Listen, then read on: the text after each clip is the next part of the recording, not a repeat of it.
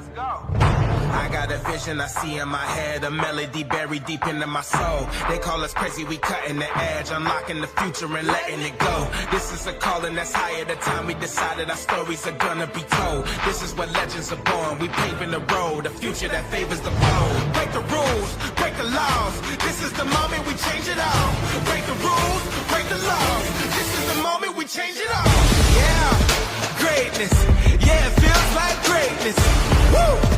Greatness, yeah, it feels like greatness. Legendary in the making. Reach out and we take it. Not to emerge, we on the verge, and it feels like greatness. Something coming, I can feel it. Deep down in my spirit. Revolution, it's a new day. Time to redefine the limits. So vivid, I can see it. So loud, I can hear it. So they calling me a madman, but the future belongs to the fearless. Break the rules, break the laws. This is the moment we change it all. Break the rules, break the laws. This is the moment we change it all. Yeah, greatness. Yeah, it feels like greatness. Woo! Greatness. Yeah, it feels like greatness. Legendary in the making. Reach out and we take it. Not to emerge, we on the verge, and it feels like greatness. Greatness. Yeah, it feels like greatness. Woo! Greatness. Yeah, it feels like greatness. Legendary in the making. Reach out and we take it. Not to emerge, we on the verge, and it feels like greatness. This is the truth, into the light. Taking our dreams and we bring them to life. This is the truth, into the light. Taking our dreams and we bring them to life. Yeah, greatness. Yeah, it feels like greatness. Woo! Greatness. Yeah, it feels like greatness. Legendary in the making. Reach out and we take it. Not to emerge, we on the verge, and it feels like greatness. We about to set the tone, we about to write the code. Yeah, we writing the code. Yeah. We on a new elevation, we came here to shatter the mold. We gon' shatter the mold. Yeah, we about to set the tone, we about to write the code. Yeah, we writing the code. Yeah, we on a new elevation, we came here to shatter the mold. Yeah. I know you hear it, I know you see it. We are the fearless, we are the genius, we are defiance, we are the beacons, we are the true believers. Yeah, greatness, yeah, it feels like greatness. Woo! Greatness, yeah, it feels like greatness. Legendary in the making. Reach out and we take it. Not to emerge, we on the verge, and it feels like greatness. Yeah. Woo. Greatness.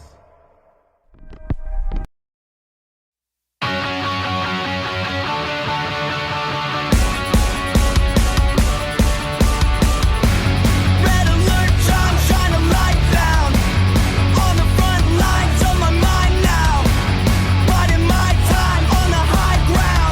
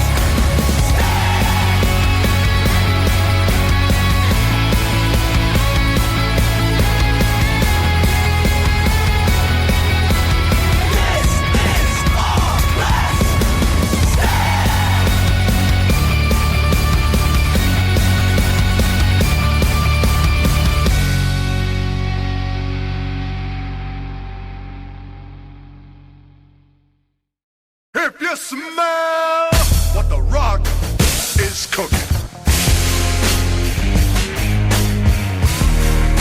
The Rock says, The Rock says, The Rock says, The Rock.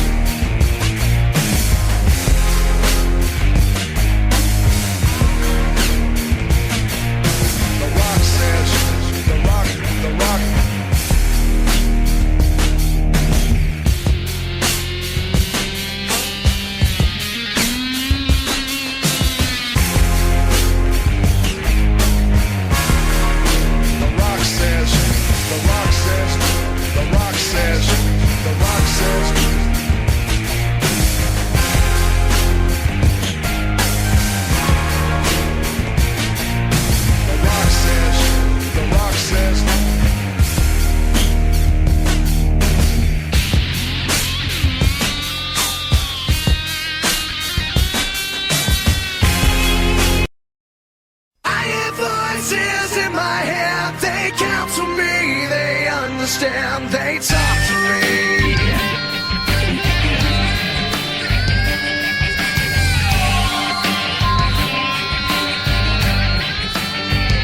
You got your rules and your religion, all designed to keep you safe. But when rules start getting broken, you start questioning your faith. I have a voice that is my savior, hates to love and loves to hate. I have a voice that has the knowledge and the power to your fate. I hear voices crying, I see heroes dying, I taste blood that's trying, I feel tension rising. I hear voices in my head, they count to me, they understand, they talk to me, they talk to me.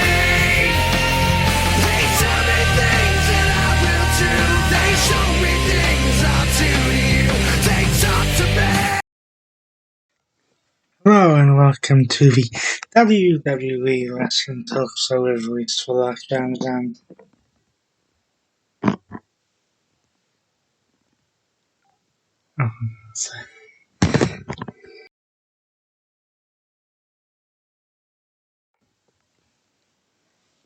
let's try that intro again, shall we? Yes. Welcome to the WWE Wrestling Talk Show with Reese for Lockdowns and Sean Smith, and apologies for that slight interruption there. Connection issue, but we'll stick at it as we bring you our reactions to WWE Extreme Rules, which came at you from the Wells Fargo Center in Philadelphia, Pennsylvania, the home of the original ECW. yes, the city of brotherly love, where there was no brotherly love.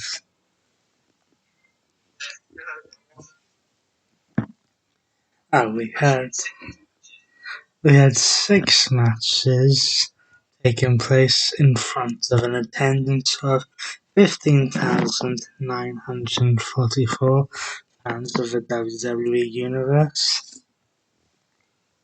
We'll kick things off with a 6-man tag team, good old-fashioned Donnybrook match. In essence, a 6-man tag team no disqualification match. Of Sheamus, Rich Holland, and Pete Dunne, otherwise known as Butch, taking on the Imperium of the Intercontinental Champion Gunther, otherwise known as Walter, Ludwig Kaiser, otherwise known as Marcel Marple, and Fabian Eichner, known as Giovanni Vinci. This was, let's just say, a fight. It was a fight. Barrels, tables, chairs, shillelaghs, you name it. But, as is sometimes the case with these matches,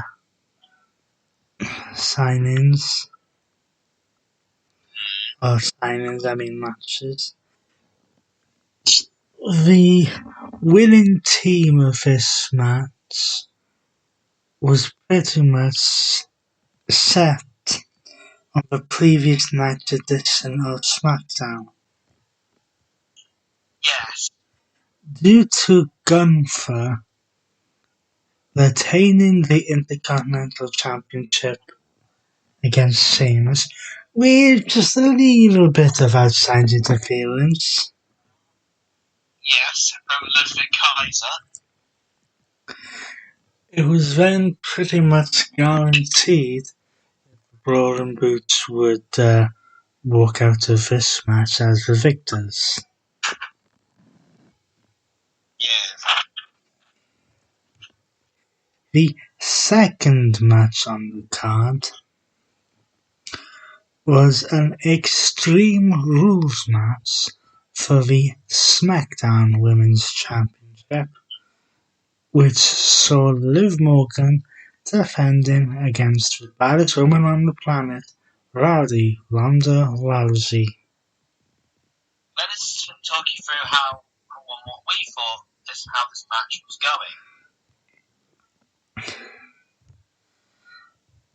going. Go winner was made.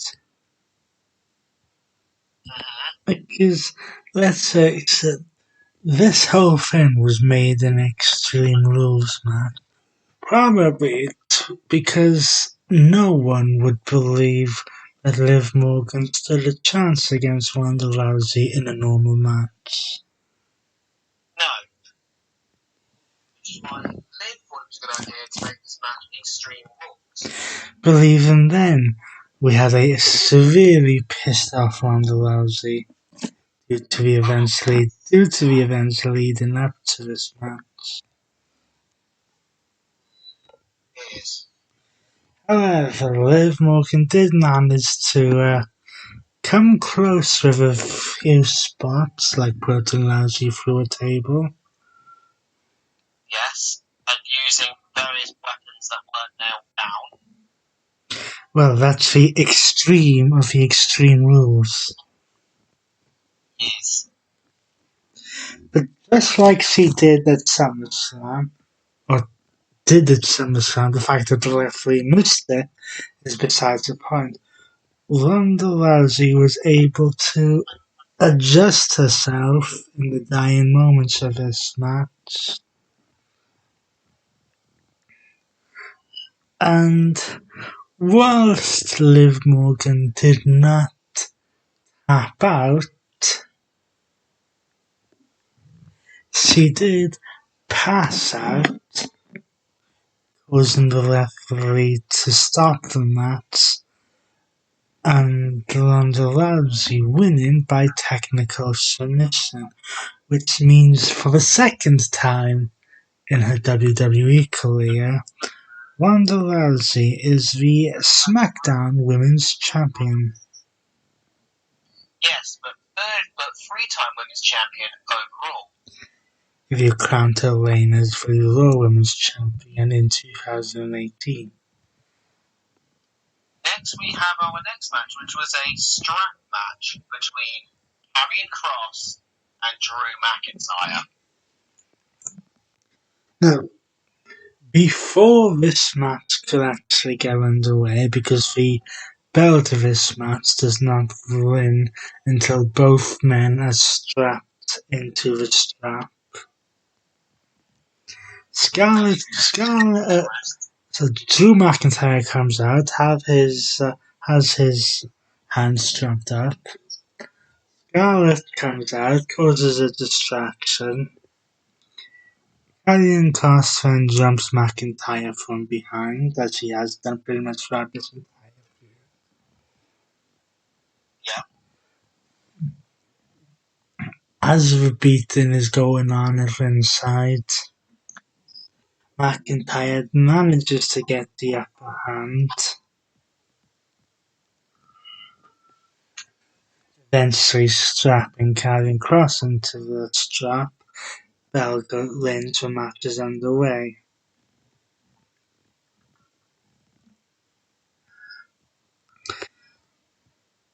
Hard-hitting match between the two. Oh, for God's sake. Lamb with you. But I would say that this match went about the way it was expected.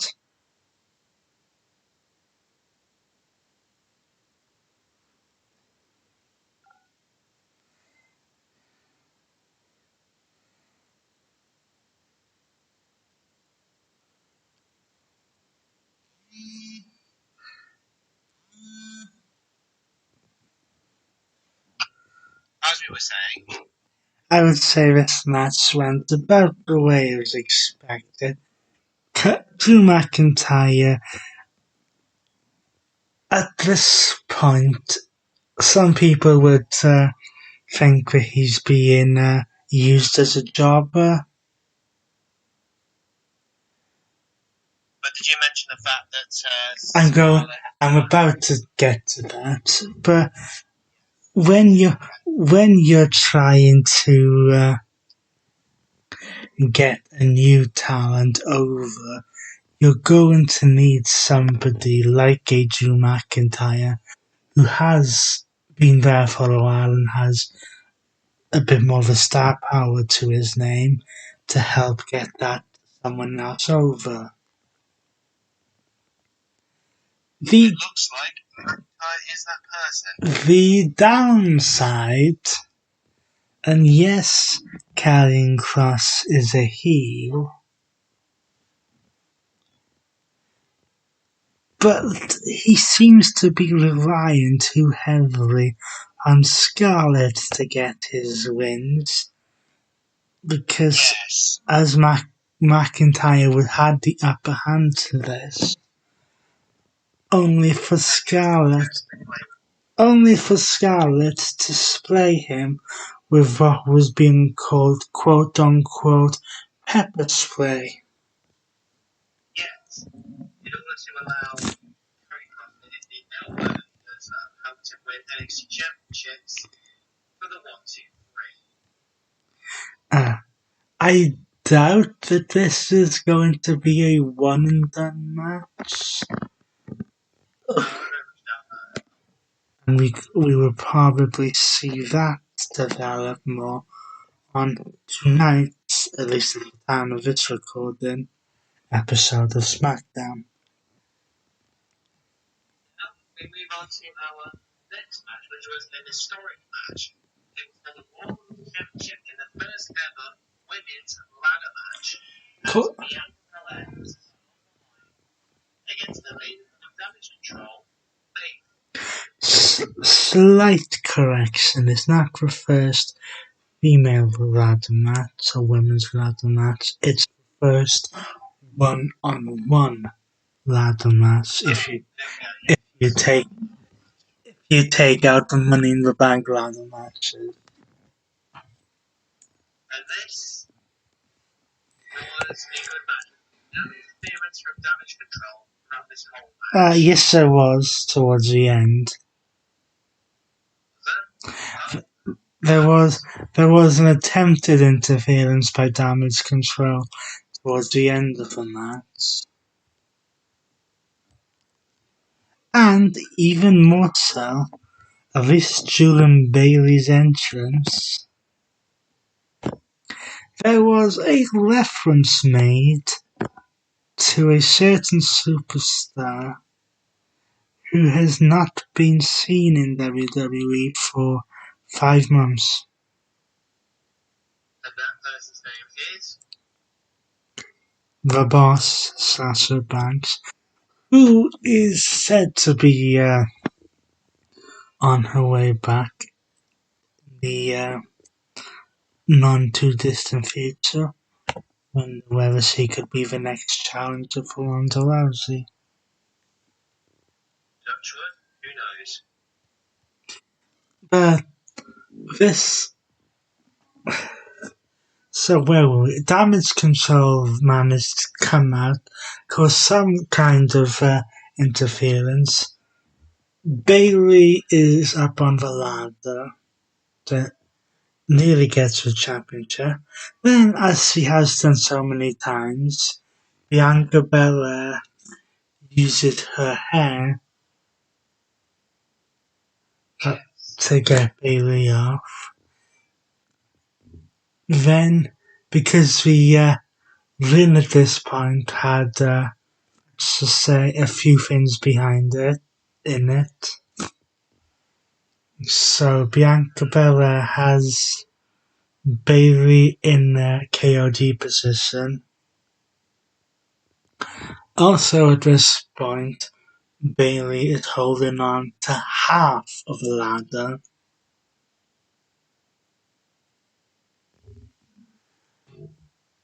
And when Bianca hits the KOD, climbs the ladder and retains the Raw Women's Championship. So congratulations to Bianca Belair. However, the next night on Raw, Damage Control would say that when Bayley gets a rematch, which you probably will know in WWE, that she will win the championship from Bianca. However, there was also a slight difference that Bayley would lose a match later in the night to Candice LeRae. Yeah. Of course, for Damage Control to then come out and put a beating on Candice. Bianca would attempt to save, but of course being outnumbered. And being taken out by Damage Control. Next, there was a match which the only way to win would be to utter two words. I wit. In which the leader of the Judgment Day, in Balor, would take on the former leader and the person responsible for putting that group together, Edge. And this match, oh my word, it was spots galore. Well, I mean, it's what I Quit matches are. They brawled all over the arena.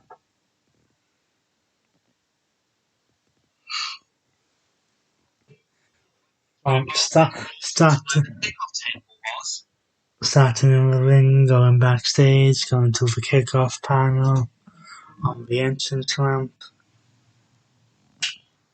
Hockey sticks were being used as weapons, I kid you not. And then we go to the final moment of this match. Of course, the rest of Judgment Day has to stick their nose where it doesn't belong. They do, but they get taken out by Edge. Well, then in the dying moments, Rey Mysterio comes out to try to even the odds and neutralize the Judgment Day, and half succeeds, but then we get into what is the developing story that at the moment Rey Mysterio cannot bring himself to fight his own son. That then leaves Dominic into the ring with Edge, who then shake hands with Dominic before kicking him in the nuts. Payback for Clash the Castle. Yes, then Rhea Ripley gets involved. Well, actually not quite yet. Because then Finn Balor gets a kendo stick. Except this time he is intercepted by the Glamazon Beth Phoenix, who jumped the barricade and attacked the rest of Judgment Day. even spearing Rhea Ripley. At this point we had Edge, Beth got a chair, then Edge did the spot which has become his almost his signature like concerto at the minute, where he breaks off the end of a chair and does a excuse my language here, type crossface with the metal part of the chair. Yes. This was then interrupted by the rest of the Judgment Day, including Rhea Ripley, who attacked Beth Phoenix from behind.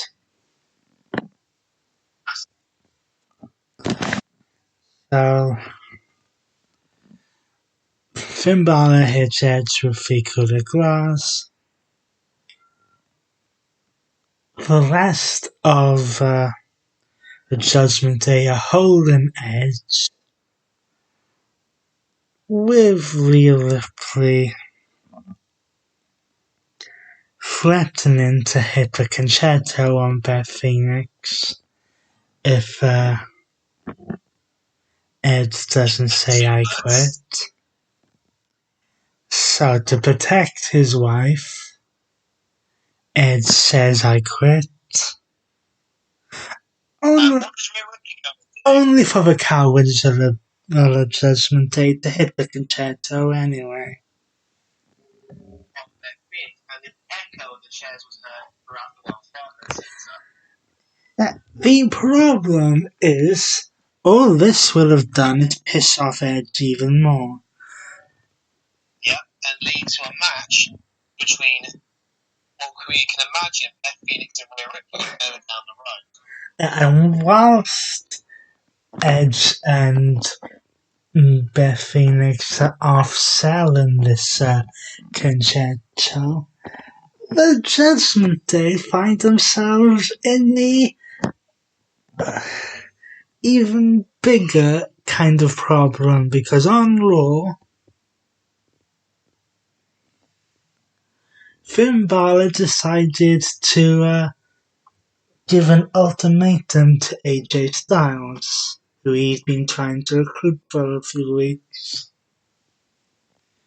In the words of a former WWE superstar now on the SmackDown commentary team, you're either next us or against us. Yes. So, trying to get AJ Styles to join the Judgment Day. AJ Styles is almost able to fool Finn Balor into thinking that he's got friends when he doesn't need them, thinking he's referring to the Judgment Day. However, this leads to the return, for the second time, may I add, of Luke Gallows and Carl Anderson. Who we have not seen since WrestleMania, or should I say Coronamania, Part 1, back in 2020. When they were taken out in the Boneyard match by The Undertaker. Now, we move on to our main event of the evening as a fight pit match between Matt Riddle and Seth freaking Rollins with UFC Hall of Famer Daniel Cormier as the special guest referee. Now, this was the main event because to lower the fight pit down to the ring, they had to remove the ring ropes from the ring because, unlike a normal steel cage match, there are no ropes in this match. There's no door on the cage. No.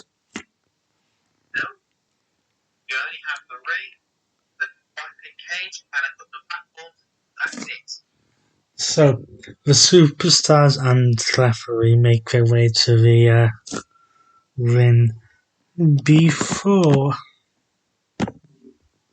the cage is fully lowered. Then we get into the actual match. Seth Rollins getting a little bit heated and Matt Riddle at two different points in this match. Almost come to blows with Daniel Cormier.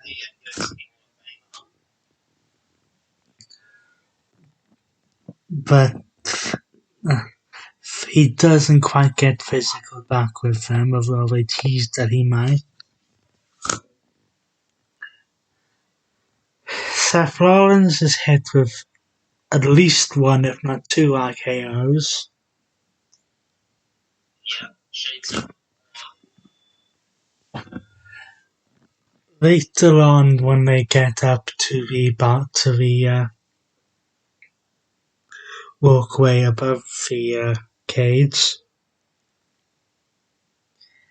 Riddle is hit with a pedigree on it.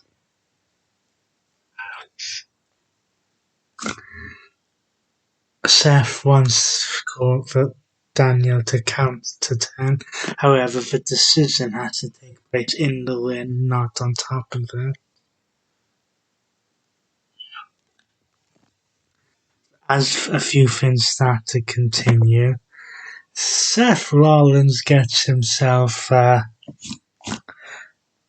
knocked down from the structure and back into the ring. And everyone watching at this point can see that, okay, here we go. There's some kind of spot coming here. that's what you were thinking as well. So Riddle climbs back up.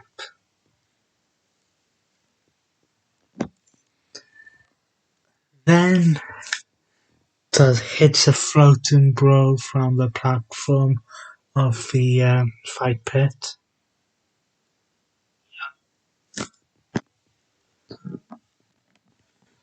However, that's not quite enough to keep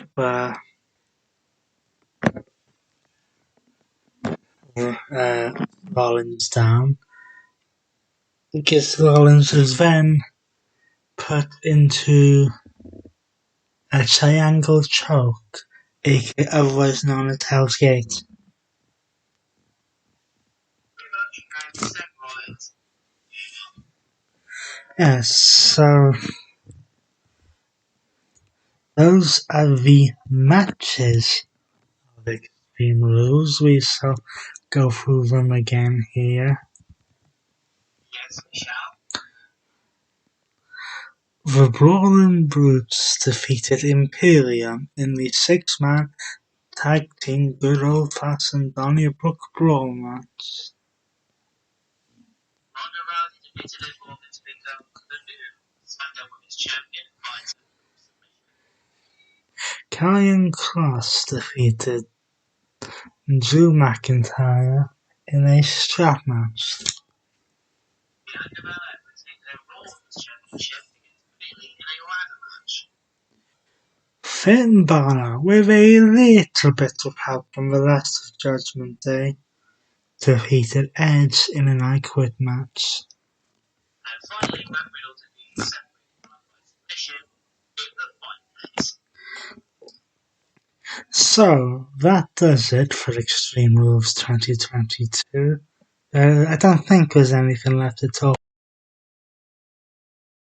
He's got the whole world in his hands. He's got the whole wide world in his hands. He's got the whole world in his hands. He's got the whole world in his hands.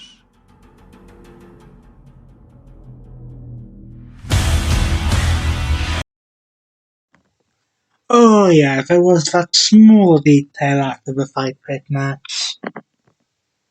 Yes, the lights went out in the Wells Fargo Center. And we started to see the well-known Firefly, whatever you want to call them. These characters that they are appearing as of late. And the long new chance of he's got the whole world in his hands. Then we started to see remains of the Firefly Funhouse. Yes, which was looking a bit derelict. Then on the stage we saw a door. The door opened. There was a figure in a mask there. The mask comes off, and it is revealed that Bray Wyatt has returned. A great sign to WWE, all thanks to Triple H.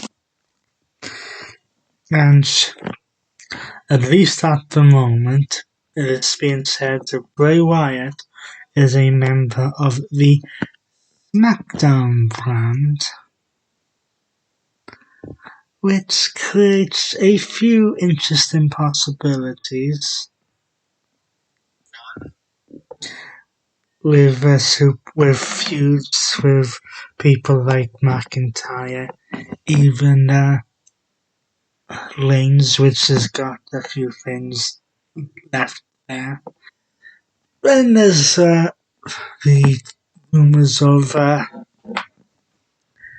faction being built with people like Liv Morgan being included, because we did not mention this. Liv Morgan, when she passed out, was smiling, and it appears she's gone cuckoo. Yes, very much so. We'll keep our eyes on that one. And one other detail that we did not mention quite yet, throughout the show there were moments of backstage segments with The Miz and the mascot for the Philadelphia teams. In other words, The Miz is still being stalked by Damien Dexter Rumors. Why did I say Damien? Dexter Rumors. That then came to a blows on Raw.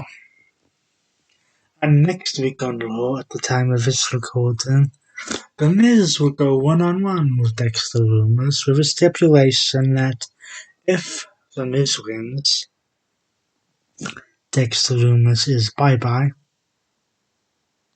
But if Dexter Lumis wins, then he is given a contract. I wonder where that one would go. So that does it for Extreme Rules. Properly this time. Yes, no more interruptions this time. We apologise for the little interruptions you may have heard on the voice side of things, but we'll stick with it. Next week we switch to NXT when they present Halloween Havoc. Until then, he's been Rachel Jones, and he's been John Rogan Smith, and we will see you very soon on NXT Halloween.